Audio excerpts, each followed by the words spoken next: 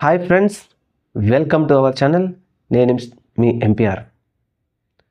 మన ముఖ్యమంత్రి నారా చంద్రబాబు నాయుడు గారు ఇప్పుడు సరికొత్త నినాదంతో ప్రజలను ఉర్రూతలొగిస్తున్నారు.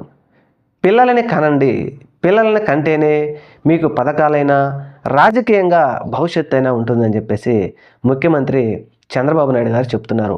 ఇద్దరు పిల్లల్ని కనాలి, ఇద్దరు కంటే ఎక్కువ మందిని కనాలి. మీరు గనక వారిని పోషించలేకపోతే నాకు వదిలేయండి, నేను చూసుకుంటానని ఒక కొత్త నినాదం ప్రజల్లోకి తీసుకెళ్తున్నాడు మన ముఖ్యమంత్రి చంద్రబాబు నాయుడు గారు. అయితే ప్రస్తుత పరిస్థితుల్లో మన ముఖ్యమంత్రి చెప్పింది సాధ్యమేనా? లేదంటే పేద మధ్యతరగతి బడుగు బలహీన వర్గాల వారే ఎక్కువ మంది పిల్లలను కని జనాభాను పెంచాలా? చంద్రబాబు నాయుడు గారు చెప్పింది నిజమేనా? అది ఆచరణ సాధ్యమేనా? ఎందుకని ఈ మాట అంటున్నామంటే, ప్రస్తుత పరిస్థితుల్లో ఒక పిల్లవాడు ఉంటే అతని జీవితాన్ని మనం బాగు చేసి సరిదిద్ది చదువులు చెప్పించి అతని భవిష్యత్తును మనం తీర్చిదిద్దొచ్చు అని చెప్పేసి తల్లిదండ్రులు ఆలోచిస్తూ ఒక్కరితోనే ఆపేస్తున్నారు. మరికొంతమంది మధ్యతరగతి కుటుంబాలు అయితే ఇద్దరు పిల్లలు ఉంటే చాలు అనే విధంతో కొంతమంది ఆపేస్తున్నారు. కొన్ని కుటుంబాల వారైతే అసలు పిల్లలు లేకుండా స్వేచ్ఛ జీవితం గడిపేయాలని కొంతమంది అనుకుంటున్నారు. ఈ సమయంలో అప్పటిలో చంద్రబాబు నాయుడు గారే చెప్పారు, ఇద్దరి కంటే ఎక్కువ మంది పిల్లలు ఉంటే రాజకీయాలలో అనర్హత అని చెప్పేసి అప్పట్లో ఈ నినాదం తీసుకొచ్చింది కూడా చంద్రబాబు నాయుడు గారే. ఇప్పుడు మళ్ళీ పిల్లల్ని కనండి అని చెప్పి చెప్తా ఉన్నాడు. మరీ ముఖ్యంగా చంద్రబాబు నాయుడు గారు చెప్పినట్టు పేదవాడు పిల్లల్ని కని ఎందుకు పేదవాడి మీదనే చెప్తా ఉన్నారు. మరి మీరు చెప్పినట్టు ధనికులకు మీరు చెప్పినది వర్తించదా? ధనికులను మీరు ఎందుకు ఎక్కువ మంది కనడం లేదు? లేకపోతే ధనికులను ఎందుకు ప్రోత్సహించడం లేదు ఆ దిశగా అంటే సమాధానం లేదు.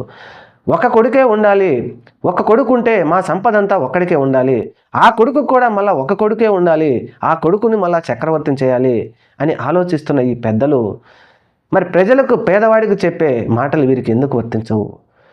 పేదవాడు అలాగే ఎప్పుడో 2047లో నేను విజన్ తయారు చేస్తాను, అప్పటిలోప సంవత్సరానికి 12 లక్షల నికర ఆదాయం ప్రజలకు తీసుకొస్తానని చెప్తున్న చంద్రబాబు నాయుడు మరి పిల్లల్ని 10 మందిని కంటే ఈ 10 మందికి చంద్రబాబు నాయుడు గారు ఒక్కొక్క మనిషి మీద 57 లక్షల రూపాయల సంపదన నికర ఆదాయం ప్రజలకు కలిగిస్తారంటే దానికి మాత్రం సమాధానం ఉండదు చంద్రబాబు నాయుడు దగ్గర.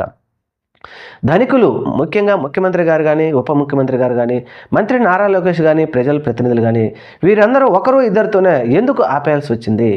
ముఖ్యమంత్రి గారు చెప్పినట్టుగా పిల్లలను జనాభాను పెంచాలంటే అందరినీ కలపాలి కదా. ప్రతిసారి పేద బడుగు బలహీన వర్గాల మీదే కనీసం పిల్లల విషయంలో కూడా నిర్ణయాలు మీరే తీసుకుంటారని చెప్పేసి ఇప్పుడు ప్రజలలో పెద్ద ఎత్తున చర్చ జరుగుతూ ఉంది. చూడాలి మరి చంద్రబాబు నాయుడు గారు ప్రజలలో తీసుకొచ్చిన ఈ నినాదం ఎంతవరకు సక్సెస్ అవుతుందా? ఎందుకంటే ఈరోజు ఒక పిల్లవాడిని ప్రైవేట్ స్కూల్లో చదివించాలి అంటే కొన్ని లక్షల రూపాయలు ఖర్చు పెట్టాలి. అది గమనించిన వైఎస్ జగన్మోహన్ రెడ్డి గారు గవర్నమెంట్ స్కూళ్ళలో కనుక ఇంగ్లీష్ మీడియం ప్రవేశపెడితే పేదవాడికి ఉపయోగపడుతుందని చెప్పేసి ఇంగ్లీష్ మీడియం తీసుకొస్తే నాడు నేడు కింద దానిని కూడా రద్దు చేసింది ప్రస్తుత ప్రభుత్వం.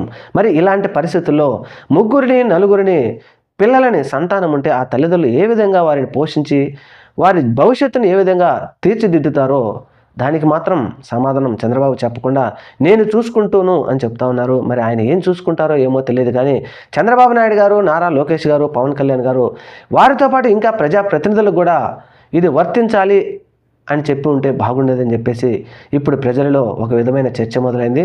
చూడాలి మరి ఇది ప్రజలు దీనిని ఆమోదిస్తారా, తిరిగి వ్యతిరేకిస్తారా అనేది రాబోయే రోజుల్లో తెలుస్తుంది. Thank you. మన ఛానల్ని తప్పకుండా సబ్స్క్రైబ్ చేయండి. నమస్తే.